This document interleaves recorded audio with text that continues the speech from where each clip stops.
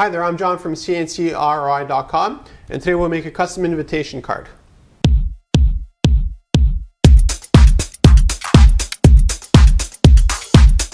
About a week ago I posted a video of us actually making a prototype of this here cupcake, and the prototype was a little bit different than this one in that this here was laser engraved and this here, which is the age, was also laser engraved.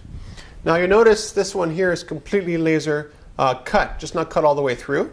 The reason for that comes down to price point and design flexibility. So when we have a laser and it's engraving, if you have things that are straight like this, there's not a problem because, let me just try to organize this, because the head is going like this. And if you separate it like this, again, the head is doing the full distance. Now for 1 or 2 or 3 units, that's fine.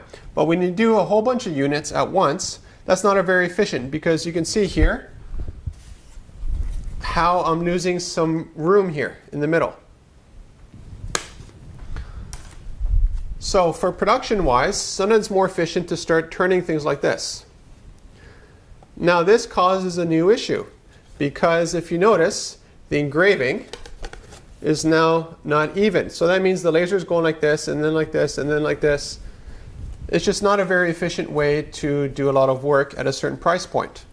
And again, it's all based on price point, which is time. So what we do a lot of here in the shop is optimize the use of material, but also optimize the cut paths, so that having this as a cut line that's not going all the way through is more efficient than engraving, which brings the price point down.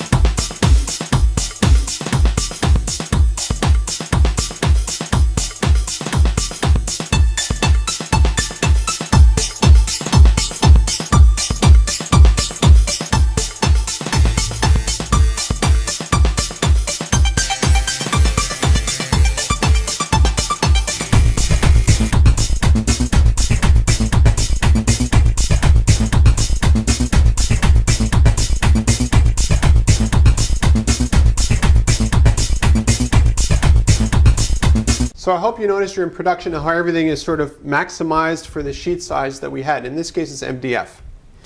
So when you go into production, that's something you have to keep in mind when you're doing stuff. Doing one-offs, that's one thing. When you're doing hundreds or thousands of units, even one simple line will affect the budget, because again, it's extended over 1,000 times. So when you get us to do custom work for you, you want to optimize your design, and of course we'll help you out with that as well, to meet a certain spec. So let's say, for instance, you wanted a 10% cut in budget to produce this. The easiest solution to that would be to make it smaller, because by making it smaller, all the little lines that you see here are so much shorter. And that's what it comes down to, is overall line length. Let's say you wanted this size, but again, you wanted a 10% reduction in the production cost. Well, we can get rid of some of these little details that are not necessary.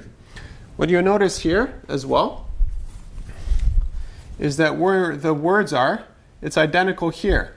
There's not an outline that's following the letters. Now the reason for that is because it's more efficient to just leave a spot here and then put in the information than to create specific paths around each one, because each one is different. They all have different names and they all have different ages. So whenever you go into custom production, large volume, small volume, you always want to keep in mind how's the most efficient way of doing something and what are some details that I don't necessarily need to have in there. Modifying overall line length should be your focus.